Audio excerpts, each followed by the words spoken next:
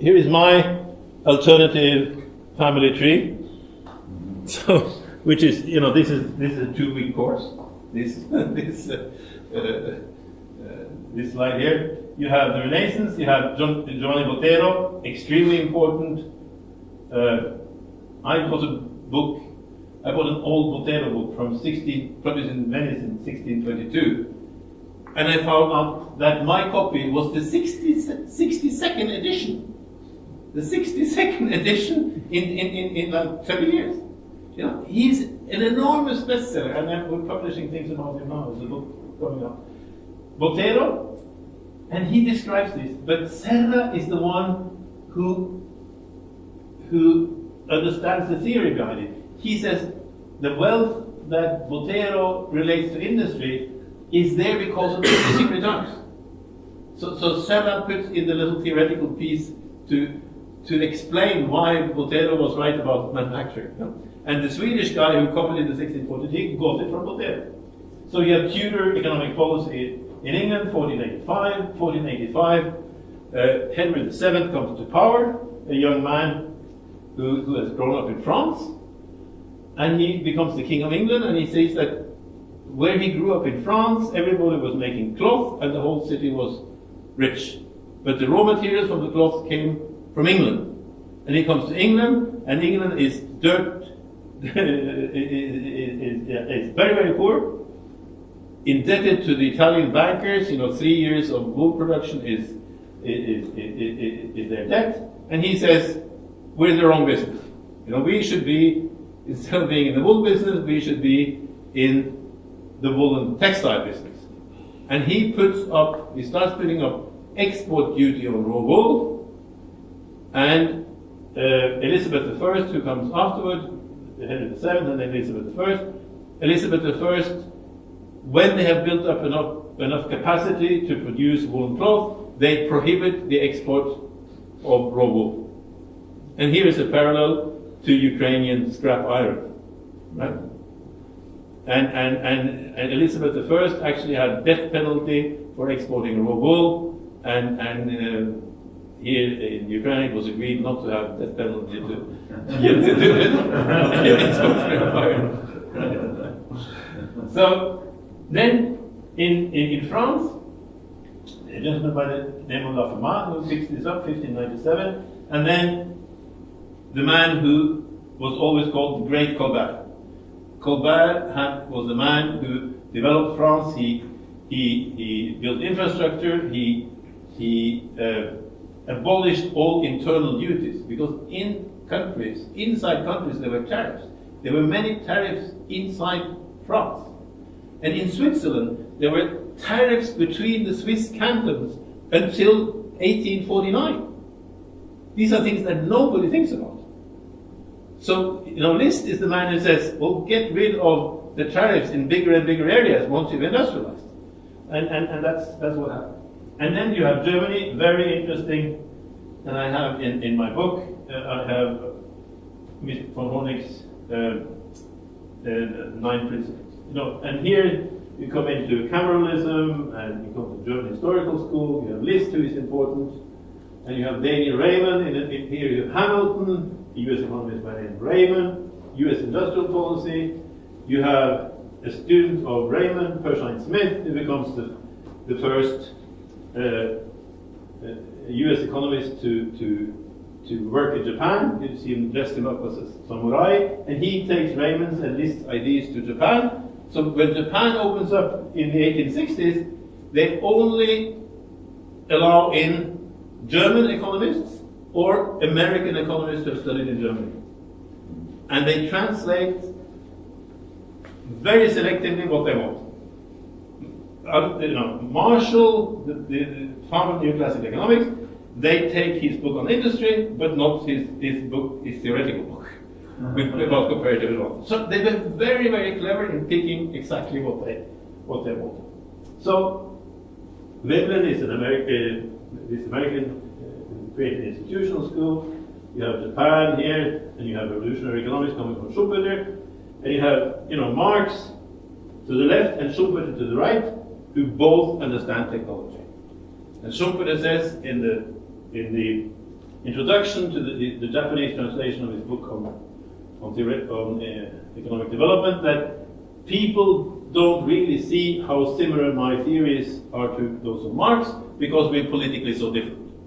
Because we come from two political extremes, people don't really understand that the basic thinking of a system which is where growth is generated by innovations inside. Right? This is. And then you have people in the middle, the smaller in Germany and somebody in Germany, and the only one who is kind of the immaculate conception, who looks like he's coming from nowhere, is Keynes. But Keynes actually, his father, John Neville Keynes, actually is very close to the German historical school. Unfortunately for us, Keynes didn't study that much economics. He studied philosophy and other things, so he wasn't brainwashed. So he came up in the 30s with a very pragmatic theory. And Schumpeter and Keynes were both born in 1883, the same year that Marx died. So you have generations here. Also in like in literature, Spanish literature, you have the generation of 1998. Well, in economics, you also have generations in a sense, and I think this is what we'll be seeing more of now. So we saw this one, we saw that one. We're trying to explain that one, and when the Berlin Wall came down, and you had this fantastic triumphalism that the market would solve everything. So the Washington institutions, which is the World Bank and the IMF, they started out by saying, get the prices right. If you just stop messing around with the economy and get the prices to the right level, things will take care of themselves. In 1990, I was an advisor to a friend of mine who we studied at Cornell, and he became the main advisor to President Fujimori of Peru. So I was a lot in Peru in 1990, and Mr. Fujimori went to Washington, and they said, well, just get rid of the guerrillas and get the prices right, and development will come by itself. Well, Fujimori did it. He got rid of the guerrillas and got the prices right, and nothing happened. So then they say, well, get the property rights right. The problem is that there are no property rights. Well, the problem with that is that, well, in the slums of Latin America, people normally don't have property rights to their land. And if you give them property rights, they can actually take up loans, which is good if they're going to start a business. So from one point of view, this is very good. But what has been shown in Latin America is that people who don't have any experience in the market economy, if they take up loans, well, you take up a loan because your child is sick and it needs medical attention, right? So these people who got property rights out of nothing, in the slums, very often they lose their money. So it's much more than property rights, although property rights is important, but it doesn't solve the problem. And then they say, well, get the institutions right, and they don't understand the error of causality. Insurance was invented in Venice because the Venetians had long-distance sailing, which was very risky. And they tried to solve that problem by having 40 people each owning 2.5% of the ship. That was very cumbersome. So instead of this cumbersome ownership, they invented insurance, a pool of risk in an insurance company. The World Bank would say that the institutions comes first. It's like corruption, right? First came the need for insurance, and then they invented insurance, right? So the World Bank and the IMF tends to get the error of causality always wrong. And I think to some extent that also applies to corruption. And then get the governance right. Remember, the state, you couldn't say that word, but when they understood that they needed a state, they started to talk about governance. because the state had become a bad word. Get the competitiveness right. That was the next one. Get the innovations right. But they don't understand that in some economic activities, there are zero innovations. You know, if you're producing baseballs, which is my classical example, there hasn't been any technical change at all. And these blind alleys, technologically blind alleys, this is where the poor are specializing. Get the entrepreneurship right.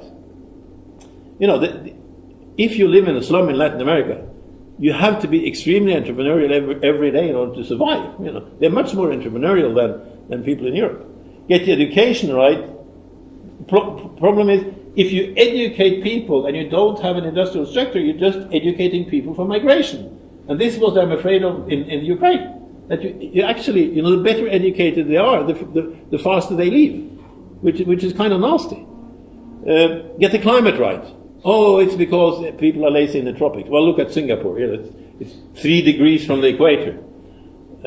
Get the diseases right, and then it was because there's so many tropical diseases. That's why it doesn't work. Well, there was malaria in the Alps. There was malaria up to 1,000 meters in the Alps 300 or 400 years ago, but they eradicated it because they were using water for irrigation, for power, and what malaria mosquitoes need is still water. But development brought all water to move. So that was an important way to get rid of malaria. And get the culture right. Well, I think here is the arrow of causality again. It's maybe wrong. And we could say get the corruption right is what I should put there at the bottom. I consider that being added. But the missing dimension has always been get the economic activities right. You know, this is what they don't want to. This is what they don't want to admit. So, a couple of slides more, and then I think we'll call it a day. But they're too complicated slides, okay? The Marshall Plans. This is the virtuous and vicious circles, and this was the development economics of the 1950s and 60s, when the world was distributing economic activities based on something called the Havana Charter. The Havana Charter was an agreement that was the start of the World Trade Organization, and it was signed by all 59 members of the United Nations at the time in Havana, Cuba, long before Castro. And the Havana Charter said, if you have a national plan of industrialization, you can protect your industry. If you have unused resources, if you have unemployment, if you have capital which is you can't employ at home, you can protect your industry. So I think we don't have to reinvent the wheel. We can say we want to go back to the Havana Charter of 1949, which produced that fantastic growth up to 1970, right? You know, so even in the WTO agreements today, there are roots, there are some traces of this Havana Charter. But it should be, you know, if somebody asks what are we in favor of, well, we see, you know, the Havana Charter was extremely successful. We should look at that and try to build it up again. So, remember the productivity explosion? We're saying that productivity increases are activity specific. If you're in the right industry, you have higher real wages. But if you lower the export rate at the same export prices at the same rate as the productivity increases, like you would do in agriculture, well, then you exit the system. If you have higher real wages, you have higher demand, higher savings, higher possibility for taxation, better health, education, etc. And very important, labor-saving technologies pay off. So you get into a large scale of production, highly diversified economies, systemic synergies, high investments and high profits, economies of scale and scope, and higher capital-labor ratio.